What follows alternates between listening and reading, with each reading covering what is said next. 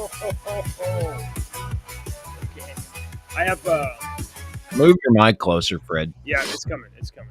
Okay. Oh, it's at 64%. Let me turn that Hello. up. 85. How's that? And there we go. How's that? Better. I Good. was picking out what your cleaning supplies were in the background. You got some good stuff. Yeah, thanks. Quality stuff. Yeah, I got they got the yellow one, and there's the purple one down there. The purple Can't one's a quite- good one. Yeah, Purple one's a good one. It smells good. You see, I got the green one, and that's the That's the the one that you pine don't saw on your one. hands. This one's the one that's the pine, and this one's the lemon one. They're good. You just use them. Ashley asks me all the time, "It's like, what are you using on that?" I'm like, the spray. What kind of spray? I don't know. Oh, Which smell do you want? I It's don't the know. spray.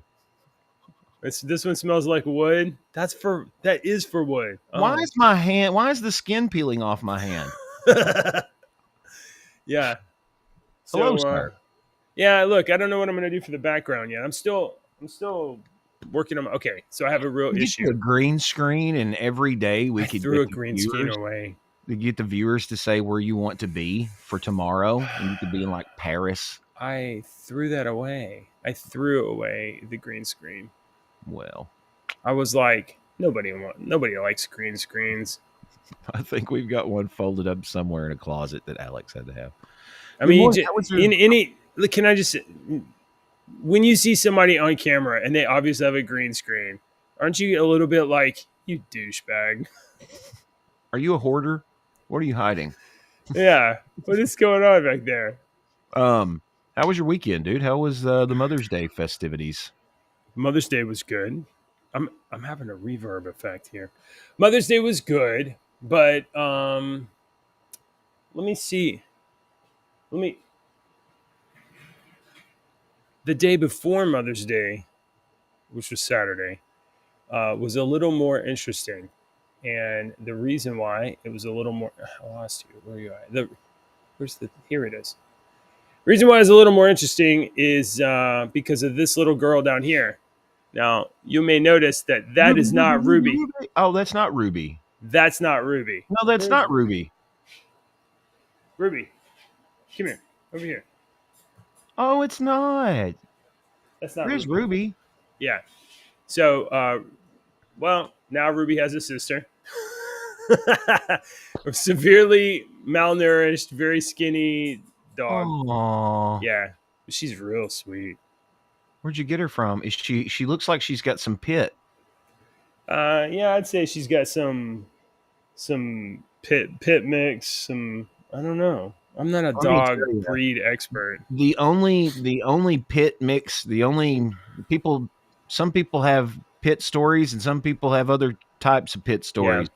Chance was a half pit bull, half Dalmatian, and we were really more concerned about the Dalmatian portion about the aggression because Dalmatians are a little crazy, man. But Chance was the absolute most loving creature I've ever been around in my life. He wouldn't hurt a fly. They're so loving.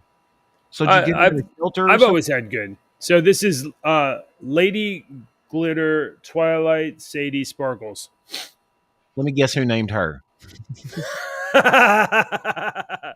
Please guess. Lily. Lily named her. So, yeah. That's right. What's the name again? That's honestly one of the most amazing names I've ever heard in my life. At the shelter, her name was Percy. And she didn't listen to that name. She didn't listen to any name. Right. She's like, I don't know what my name is. And then Lily was like Sparkles. And Cassie was like, no, that's terrible. Cassie was trying to make Stormy happen. And I was like, that's not a Stormy dog. Look at this dog.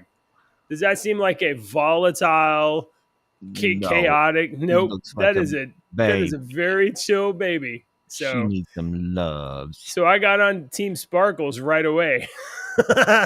and then we kept adding things to it. But I think we've settled on Sadie Sparkles. Sadie Sparkles. It's got nice alliteration. Yeah. Yeah. But then when people ask, that's the joke you can pull off. When people ask her name, you can go on this like 16 names Lady, like, come Glitter, from Mexico. Twinkles, Twilight, Sadie Sparkles.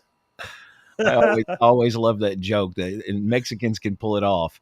Is where they ask them their name and they spit out like 17 names. Yeah. You can call me Jeff. My name, Jeff. Oh boy.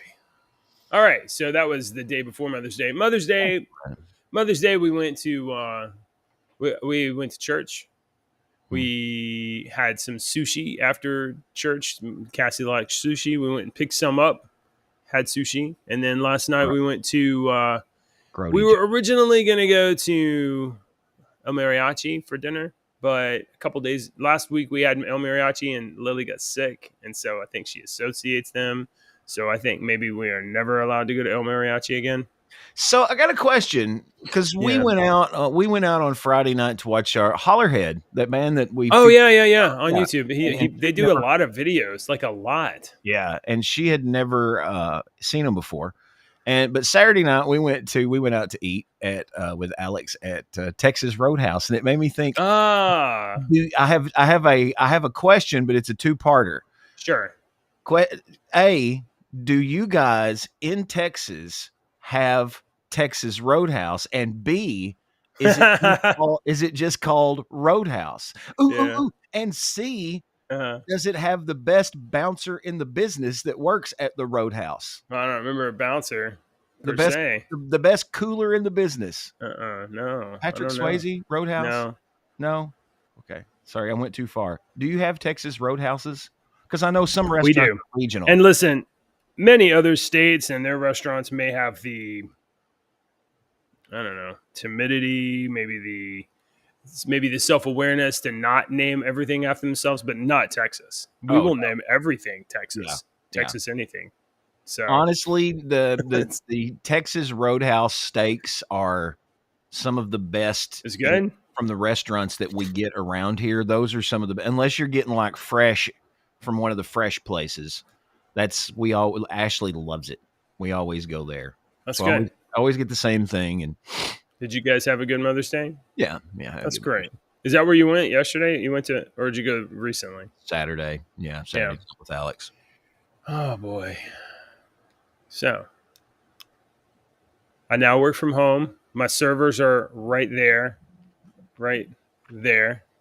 My garage is fairly well insulated. You've been doing it a week. I have a new dog. This is awesome. Other than obviously the backdrop for the camera is a little. I don't give a crap about that. I think I can blur it up. Like you had your office, you had people that worked around you. You constantly had people coming in and out to talk to you and kind of distracting you and doing stuff. Have you missed that yet? No. And I'm not going to miss that. And, they can call me and we can interact and stuff. You're kind of like me. You work better by yourself. Yeah.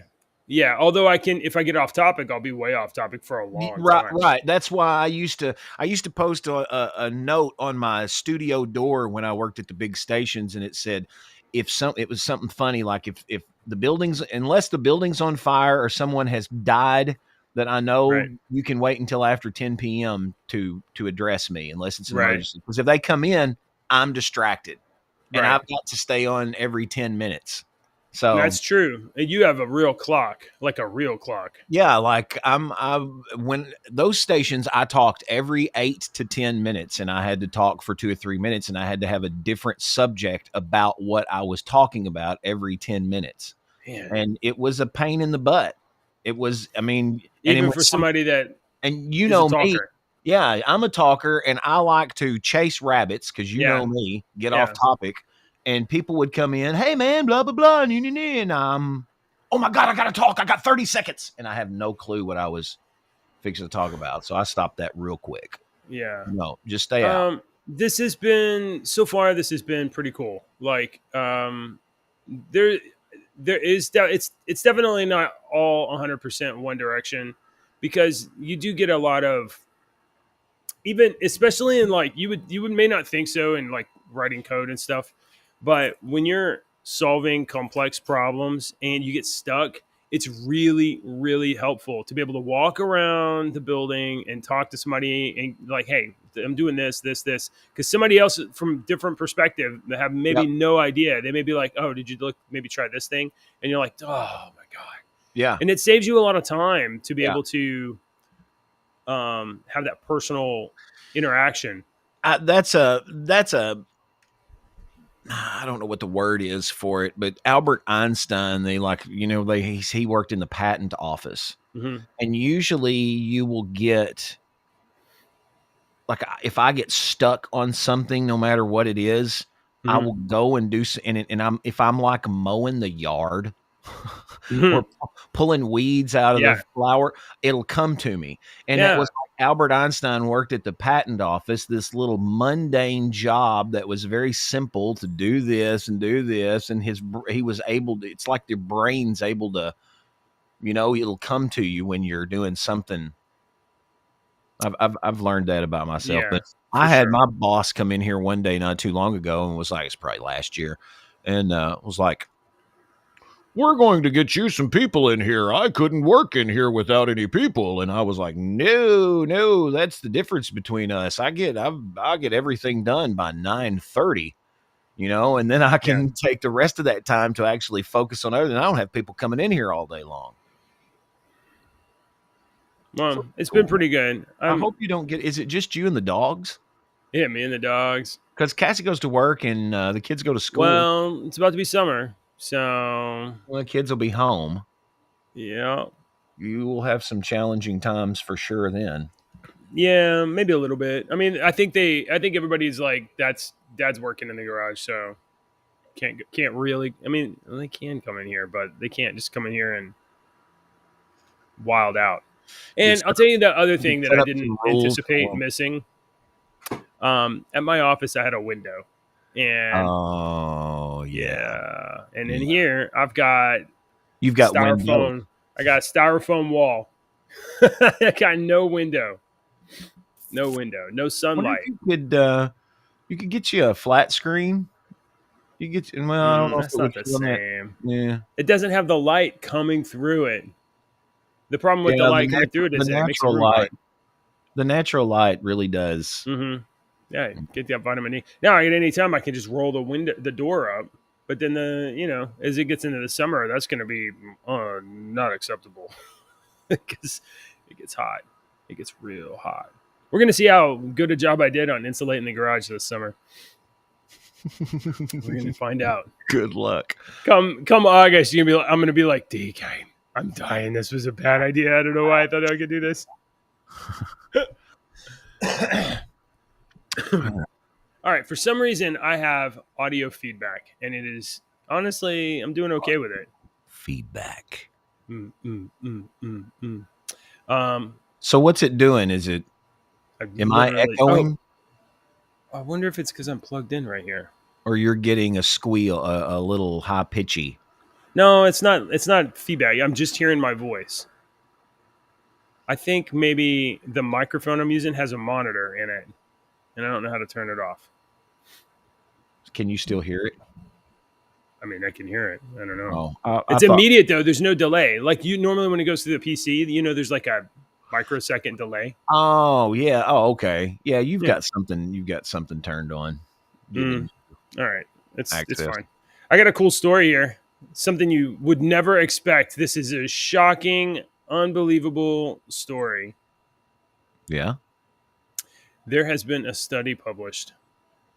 Your browser supports screenshot with audio share. We're not gonna do that. Look at this. This Owen Gregorian reposted this from Neuroscience News. I want to get your fresh reaction, Deke. A new survey finds that nearly 75% of parents experience sensory overload when sound, sights, and chaos from daily life overwhelm the brain. The most common triggers including children arguing, loud household noise, and clutter from toys and messes. Apparently, this causes stress. Is that shocking? No. Oh.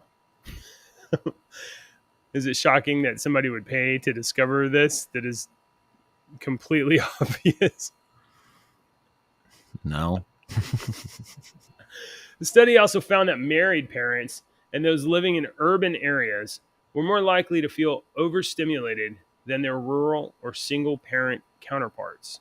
Experts recommend identifying sensory triggers and Okay. prioritizing rest to manage stress and So protect family common well-being. sense once again tells you that married parents feel it more because these two people don't have the extra person to deal with. Because contrary to popular belief to these scientists that's never been in a long-term relationship, it's not all skipping through the tulips every single freaking day. I've told Ashley before, look, I love you and I would die for you in a second, but I don't like you right now and I need to go away. I have never said those exact words to my wife. I have very frequently just been like, stop talking, Jason. Leave the room. Oh, yes. You say stop talking, Jason, in your head, and I always said, shut the F up, Rudd. Shut the F up, Yeah. Rudd. Shut the If F up. you keep saying things are gonna get worse. Yep. This is when you just shut up. So and number two, the city people, more urban and experience it more. Well, yeah, because there are many times when I need to calm down and I will get in my car and I will just drive around. Oh, And really? I go down back roads and it's the green and the fresh air and yeah, chill out. I can't really do that because sensory overload. Do you think that this also has something to do? Okay, I'm going to put on my double layer tinfoil hat here. Sure. All right, I'm fixing to get silly. Do you think that this might have something also to do with the fact that our generation and our dad's generation could possibly have just been like the guinea pig generation? Let's just feed them this stuff in their food. Let's give them this stuff in their beverages. Let's expose them to this type of programming from the media, from the entertainment, from everything. And, you know, a side effect from this is what 30 years later, we're all like, right. Stimulated. So as far as like food and nutrition goes, I honestly think everybody thought, oh, this is better. This is supposed to be better. The people say this is better, and then they went with it, and it was not. They were just wrong. And over the years, we found out that it's not just like one or two things that they told us. It's like 95, 96%. Right. Well, a lot of things. Like, okay, so there is the stuff about like, what was it? Cereal, like the American Heart Association back in like the 1950s or 1960s. And they published a thing and they're like, oh, you got to stop eating that. You got to eat this for breakfast. But really, that was BS because the people that did the studies were totally paid off. They were completely paid off. By the and they threw away cereal. They threw away the studies that didn't match the outcomes they wanted. Okay, so the stuff about, I don't know, eating Cheerios or something like that, not eating fat and eating sugar instead. I can't eat. Years and years and years ago, I would always say, because I like Cheerios, I always preferred Honey Nut Cheerios because regular Cheerios began to taste like wood to me. And I said that all the time. You eat handfuls of dry Cheerios, it tastes like you're eating sawdust. Mm-hmm. And so I heard this rumor, I looked it up, that they use a wood pulpy type filler in a lot of those cereals that we eat and dog and cat food and stuff like that as a filler. So they don't have to use as much other stuff. And over the years, every time I eat dry Cheerios, it just tastes like I'm eating compressed sawdust ringlets. I cannot eat it. And I thought, well, the only reason I'm eating the Honey Nut Cheerios is because they lather it in sugar so that you don't taste the freaking sawdust. Yeah. They take the fat out because the ADA said, oh, fat will make you have heart disease. So they take the fat out of everything. And then they're like, oh, well, it tastes bad now. So let's put something else in to make it taste good. Oh, we'll just give everybody in America diabetes. I said that to somebody last night. They were talking about diabetes. And I was like, yeah, I've got diabetes. And they were like, you've got diabetes? And I'm like, yeah, I know I don't weigh like 500 pounds, but I didn't eat right for 20 years. Yeah. Back in 2016, there was an article that said 31 foods you're eating that contains sawdust. Ooh, bring that up. I gotta talk right. quick, but I wanna see this. This is interesting. Well, I'll wait for you to get done talking, but let's see. Finish this other article. Key facts: 3 in 4 parents in urban areas report sensory overload. 55% in rural areas. So 75% in urban areas, 55% in rural areas. Top triggers are children's arguments. I can independently confirm that will flip your switch if your kids are yelling and screaming. Noise levels and mess were leading causes. Uh, like one thing that you can do if you're a parent and you have kids and you have a mess and that's causing stress, you can be like, kids, clean up this mess. And then they're going to say no. And you're going to say, do it anyway, or no TV, no tablet, no whatever. You get nothing until I get what I want. Pick up your stuff. If I pick it up, it goes in the trash. You can do that. Something that I've seen that works on some kids that don't. This would have definitely worked for me if my mom would have done this. Give them some sort of incentive program, whatever you think the incentive could be. Mm-hmm. All right. Sticker stars. And once you get enough, you get something, mine would have been, I would have worked with imaginary points. Andrew, you get a point for if you do this, you get a point if you do this. And once you get these points, you can use these points to do something. And that gives them the incentive to do it. It gives them all humans have this, I've got a goal I want to get to. Plus, I personally think it will teach them at a very simplistic early age that when you get paid, you've got to give most of this money out to get other things.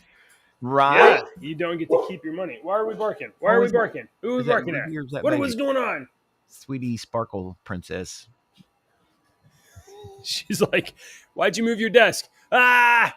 Oh, she's freaking out. Oh, yeah. Yeah, I was like, I don't want to look at the rags in my background. I think they do something like that in high school now, but I told Kendra, I was like, back in the 90s, the early 90s, if they would have done something like give us high school bucks for every point or grade that we got, and then at the end of the semester, we had all these high school bucks that we'd earned, but we have a bill for high school electricity, for using the internet, for using the bathroom, imaginary stuff. And then once you pay all that bill, whatever bucks you have left over from making your good grades, you could spend it in the school store and get crap, and some good crap, not some chintzy crap, but some good crap. My kid's school actually has a reward system like that. They call it Bulldog Bucks. Yeah. And I don't know, they pass a test or they do the spelling. That's a great idea. Whatever. And and like Bulldog Bucks are just like photocopy pieces of paper. And then they have like some like store in the school and you can go spend the Bulldog Bucks. And it works. And they really want to go to the store and spend the Bulldog Bucks. From 2016, these are the foods that were in this article on prevention.com. These are the foods that contained let's see what they said entirely. But the article was 31 foods you're eating that contain sawdust. I'll leave that up in case people come look. And I'll scroll down and look at the list myself. He's on the phone. We gotta wait.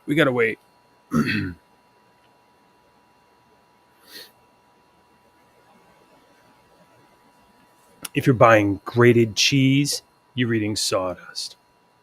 At least that's what news outlets reported in 2016. All the hype and outrage comes on the heels of an FDA investigation, which found that certain brands of Parmesan contain up to 8.8% cellulose, aka wood pulp, even if it's advertised as 100% cheese. That's right. There was wood pulp in your cheese. Well, not really. Not only has cellulose been a safe FDA-approved additive since 1973. It's also a component of the plant foods that we eat every day. It's basically a building block in plant cell walls. It comes from various sources, and wood pulp is just one of them. Okay, sorry. That was my request, lady. So wood pulp is technically a plant food. It's technically a plant-based food. Right. It's totally safe. Asterisk. I'm not aware of any research that points to health risks related to cellulose in foods. However, you're using it as a filler. If you've got bread that's made traditionally of wheat, and when you was a kid that you ate this bread that was wheat flour and whatnot, and now it's got 40, even 20% of this material in it, even though it's not. How does the body react to that material as it used to react to just the bread? And how does that correlate with any kind of adverse diseases or conditions that people are getting now that they didn't used to get? Does this have anything to do with the amount of this stuff? Because if it's putting it in cereal and it's healthy, well, they're putting it in everything. When I became diabetic and I actually had to look at how much, number one, sugars were in everything that I eat. And number two, if it was a carb or not, because that turns into sugars. I was, for the first month, I was so pissed off and mad because I couldn't eat anything. Right. Every single thing I looked at on the shelf. That's aggravated by the fact that you have to stop eating sugar, and you think you like sugar, but really you're addicted to it. Yeah, you're addicted to sugar. I've argued with people that sugar is the best drug ever. It's not a drug. It's not. Look at it for a second, man. It is a drug. And the sugars and the carbs, I had so many carbs I had to eat for breakfast, and so many, and it's hard. You end up eating a little bitty thing because you've maxed out. Right. And then the stuff that's like, oh, it don't have very many, it don't have sugar free and blah, blah, blah. That stuff tastes like garbage. Yeah. No fun. Tomato sauce, salad dressing, ice cream, whole wheat bread, granola bars, packaged cookies, bagels, frozen breakfast sandwiches, and diet entrees, breakfast cereal, veggie burgers, salad dressing, boxed cake mix, Worcestershire sauce. Can you say Worcestershire sauce? Yes, I normally can say it well. I've practiced this word. Worcestershire. That word was invented by somebody that didn't like people. No, there's a Worcestershire sauce that you can buy on the TikTok shop, and it's called Who's Your Sister sauce. Is what it's called. Who's your sister sauce? Who's your sister? Me and Ashley have said so many things. She calls it Worcester, Worcestershire. Usually that's what I'll do if the kids were around. I would be like, hand me the Worcestershire sauce. Oh my gosh. I've never asked my kids to say Worcestershire. Do you know how that stuff's made? It's like made from smashed anchovies. Is it really? Yeah. No. Yeah, dude. How is Worcestershire? How do you spell Worcestershire? I don't know if I'm saying it right. What is the correct way to pronounce Worcestershire? Copy, paste. How is Worcestershire sauce made? Worcester sauce. How was it made? Let's see.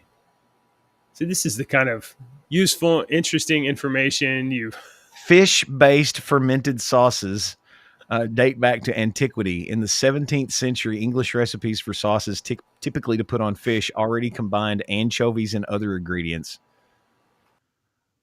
The origin of the Leah and Perrins recipe is unclear. The packaging, let's see,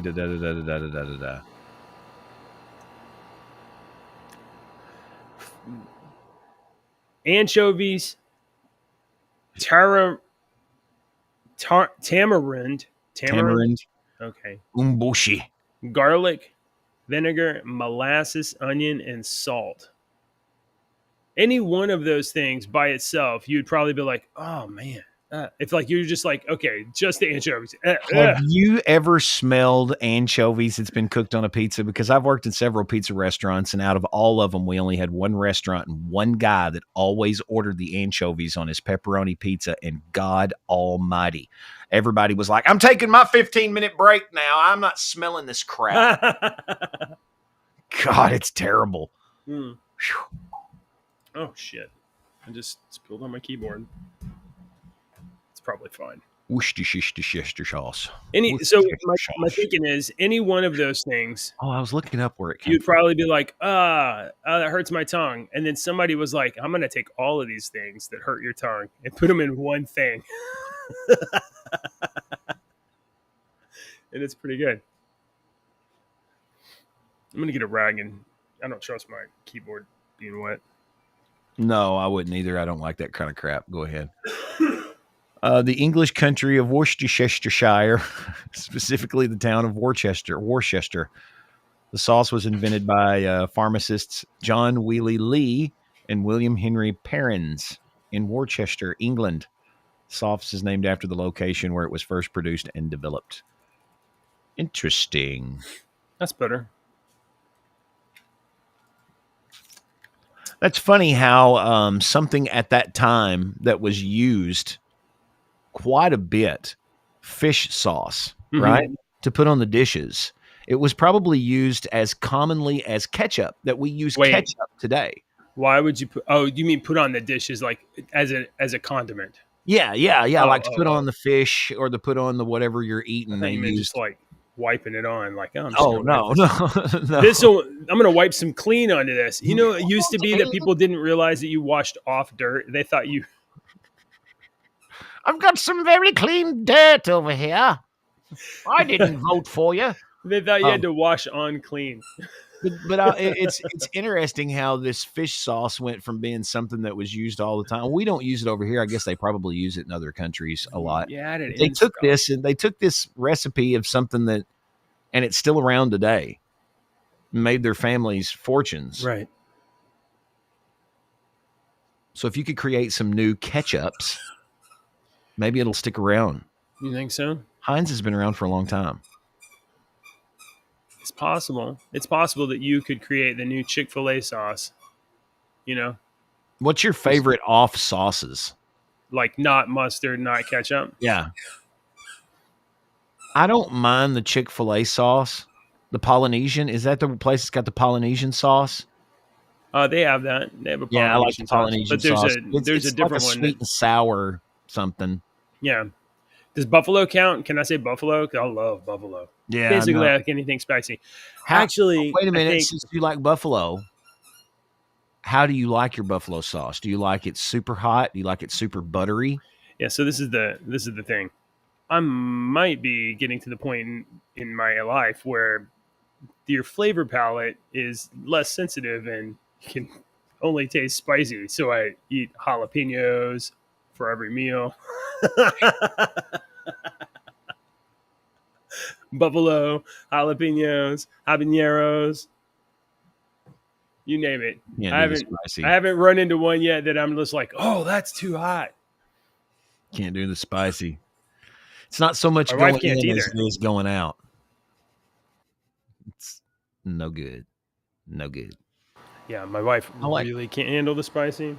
I like the buffalo, but I like the like if I go to we go to this little chicken place called Zaxby's. I don't know if y'all have Zaxby's. Oh yeah, I've got a Zaxby's. There's one around here. We've never been, but it's not bad. Yeah, it's actually pretty good. What is it, like a burger place or a no? Chicken? It's like a chicken. It's chicken. I don't even think they have burgers. Okay. It's a chicken place. It's a chicken place. Yeah, and I get the little buffalo sauce, but I get the wimpy sauce, and it's real buttery, but it's not super hot. But they've got some super hot stuff there if you like that super hot stuff.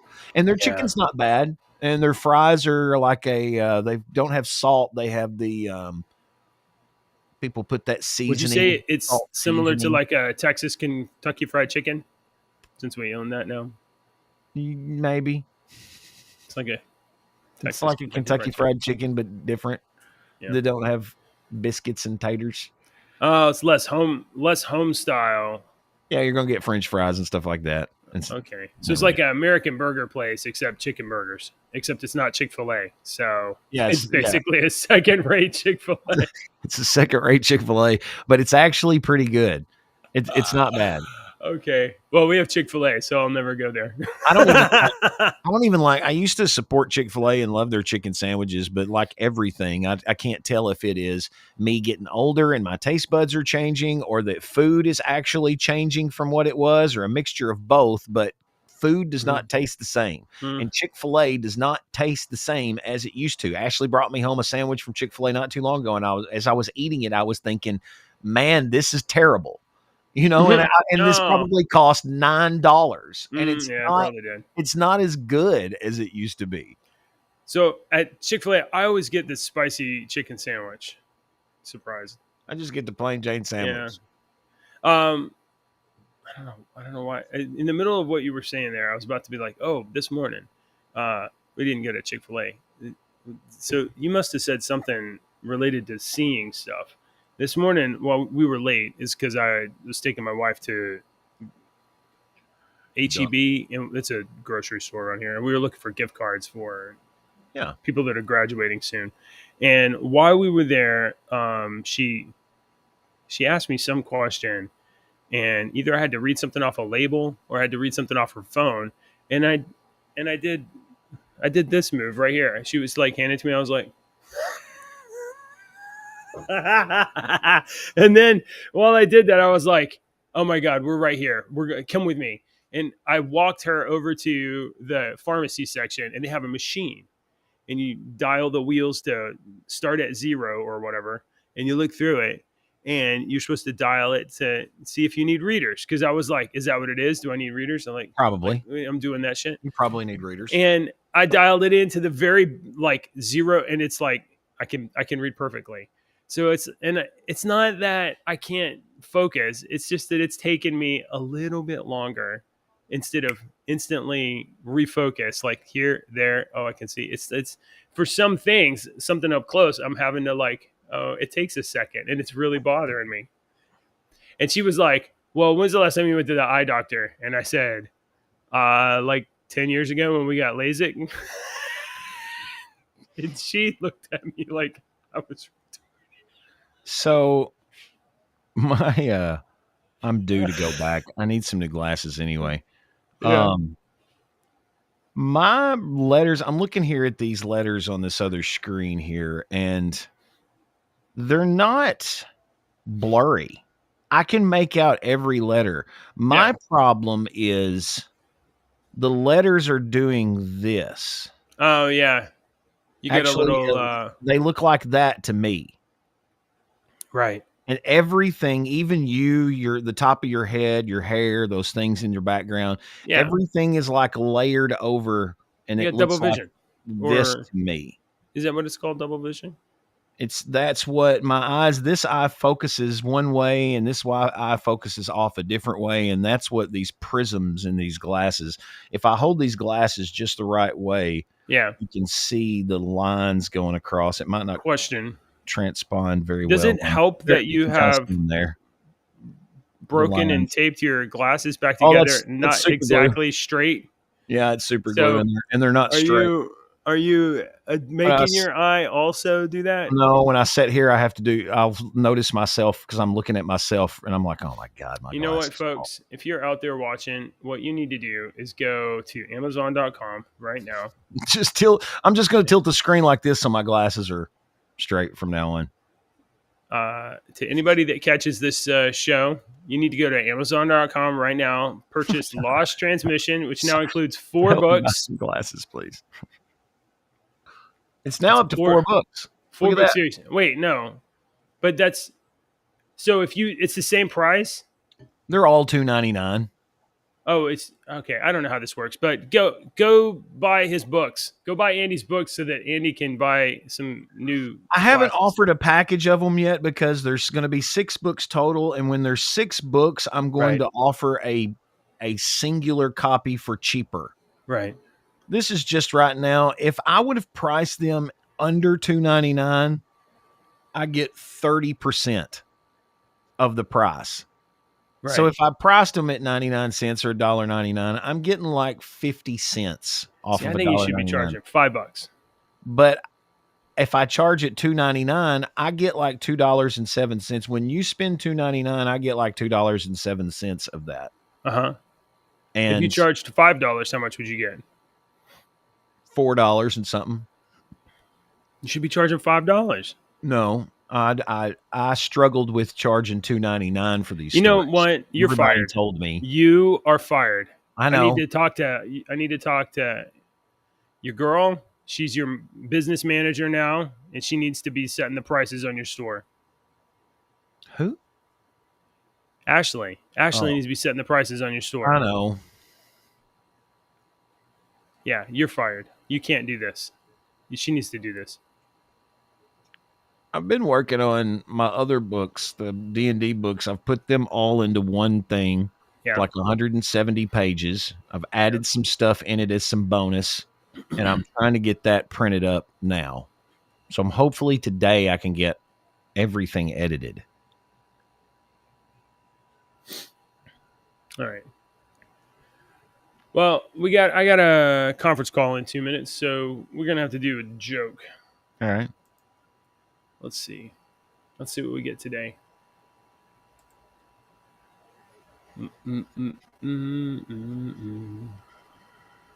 What does a storm cloud wear under his raincoat?